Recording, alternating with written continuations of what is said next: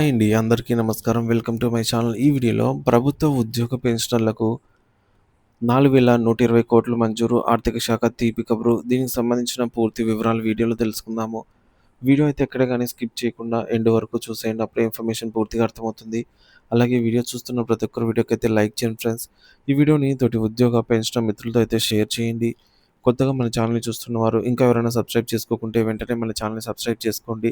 దీని ద్వారా నేను చేసే లేటెస్ట్ వీడియోస్ అన్నీ మీ వరకు రీచ్ అవుతాయి. ఇక ఆలస్యం చేయకుండా వివరాల్లోకైతే వెళ్ళిపోదాము. సో ఫ్రెండ్స్, ఇక విషయానికి వచ్చినట్లయితే పండుగ సీజన్ నేపథ్యంలో కేంద్ర ప్రభుత్వం రాష్ట్రాలకు తీపి కబురు అందించింది. అదనంగా ₹1,00,00,000 పన్ను మొత్తాన్ని విడుదల చేసింది. కేంద్ర ఆర్థిక శాఖ ఈ విషయాన్ని అధికారికంగా ప్రకటించింది. సాధారణంగా ప్రతి నెల 10వ తేదీన విడుదల చేసే నెలవారీ నిధులకు ఇది అదనం. పండుగ సీజన్‌ను దృష్టిలో ఉంచుకొని రాష్ట్రాలు తమ మూల ధన వ్యయాన్ని పెంచుకోవడానికి, అభివృద్ధి, సంక్షేమ కార్యక్రమాల నిధులకు సమకూర్చుకోవడానికి ఈ నిర్ణయం తీసుకుంటున్నట్టుగా కేంద్రం వెల్లడించింది. ఈ అదనపు నిధుల కేటాయింపులో ఉత్తరప్రదేశ్‌కు అత్యధిక వాటా దక్కింది. ఏకంగా ₹18,300,00,00,000 ఈ రాష్ట్రానికైతే లభించాయి. ఈ జాబితాలో బీహార్ రెండో స్థానంలో నిలిచింది. మొత్తం 10,200,00,00,000 బీహార్‌కు అందాయి. నవంబర్‌లో అసెంబ్లీ ఎన్నికలను ఎదుర్కొనబోతున్న బీహార్‌కు ఈ 10,000,00,00,000కు పైగా అదనపు నిధులు సమకూర్చడం ప్రాధాన్యతనైతే సంతరించుకుంది. ఇది ఎన్నికలకు ముందు రాష్ట్ర ప్రభుత్వానికి గణనీయమైన ఊరటనిస్తుందని భావిస్తున్నారు. ఇతర ప్రధాన రాష్ట్రాలకు సంబంధించిన నిధులు ఈ విధంగా అయితే ఉన్నాయి.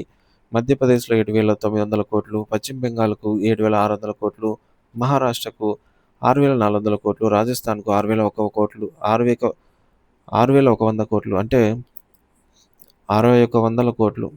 ఇక ఈ 6 రాష్ట్రాల తర్వాత ఆంధ్రప్రదేశ్ నిలిచింది. ముఖ్యమంత్రి చంద్రబాబు నాయుడు, ఉప ముఖ్యమంత్రి పవన్ కళ్యాణ్ సారథ్యంలో రాష్ట్రంలో అధికారంలో ఉన్న టీడీపీ, జనసేన, భారతీయ జనతా పార్టీ సంకీర్ణ ప్రభుత్వానికి కేంద్ర ప్రభుత్వం 4,120,00,00,000 విడుదల చేసింది.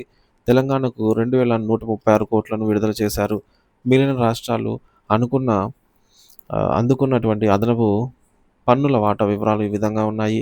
ఉత్తరాఖండ్‌కు 1,136,00,00,000, ఒడిశాకు 4,144,00,00,000, కర్ణాటకకు 3,705,00,00,000, జార్ఖండ్‌కు 3,360,00,00,000, ఛత్తీస్‌గఢ్‌కు 3,462,00,00,000, గోవాకు 3,392,00,00,000, గుజరాత్‌కు 3,500,00,00,000, హర్యానా ఒక 1,100,00,00,000, హిమాచల్ ప్రదేశ్‌కు 843,00,00,000, కేరళకు 1,956,00,00,000, మేఘాలయకు 779,00,00,000, మిజోరంకి 508,00,00,000, నాగాలాండ్‌కి 578,00,00,000. ఈ నిధుల విడుదల ఆంధ్రప్రదేశ్‌కు ముఖ్యంగా ప్రాధాన్యతను సంతరించుకుంది.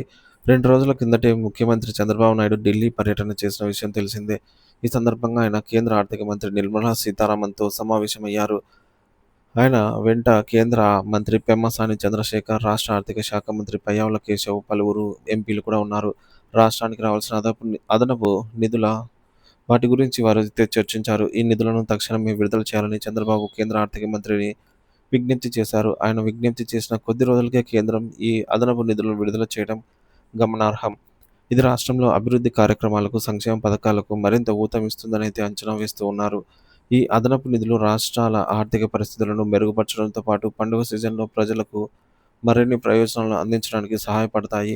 ఇది రాష్ట్ర ప్రభుత్వాల ఆర్థిక స్థిరత్వాన్ని పెంచి ప్రజల కొనుగోలు శక్తిని పెంపొందించడం ద్వారా ఆర్థిక వ్యవస్థకు ఉత్తేజాన్నిస్తుందని నిపుణులు అభిప్రాయపడుతూ ఉన్నారు.